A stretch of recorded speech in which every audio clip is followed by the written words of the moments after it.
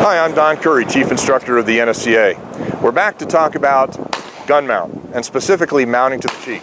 We get a lot of questions on Target Talk about mounting to the cheek versus the shoulder, or to the shoulder versus the cheek.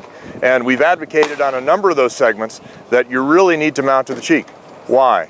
Because the dimension that stays absolutely constant is that dimension from the cheek ledge to the eye. The dimension of the shoulder to the eye can change depending on the orientation of the shooter and the location of the target vis-a-vis the shooter. So again, the most important dimension is that from the lower cheek ledge where the comb is in contact with and the eye.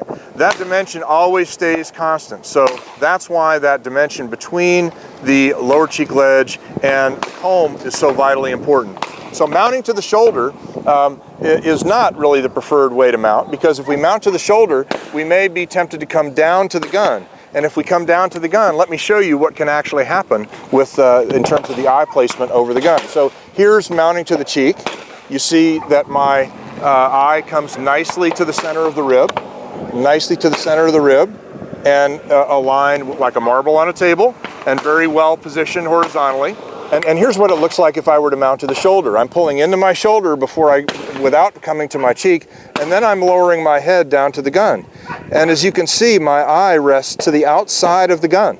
So is the gun going to shoot where I'm looking? No, it's not. It's going to shoot actually to the right of where I'm looking. Consequently, if I pull it up to my cheek, though, now I'm coming straight. My eye's coming straight into the rib, and it's nicely aligned, and the gun's going to shoot exactly where I'm looking. That's good. When we have a properly fitting gun, in other words, the length of pull is the correct length, we don't need to worry about getting the gun into the shoulder. The shoulder will naturally roll forward to the butt of the gun. The most important element is actually getting the gun to the cheek, and as you can see, my shoulder naturally rolls forward to the gun. I don't need to bring the gun into my shoulder. The shoulder naturally rolls forward in the gun. And most importantly, and a consequence of mounting to the cheek and not the shoulder, is that you keep all the weight of the gun in your hands. Here's the other thing that can happen at the end of the gun, at the muzzle end of the gun, is when you mount into the shoulder first, you actually get a barrel dip. Very natural to get a barrel dip, very common to get a barrel dip as you mount into the shoulder first. Whereas if you lead with the front hand and mount to the cheek, you get a very smooth movement to the target.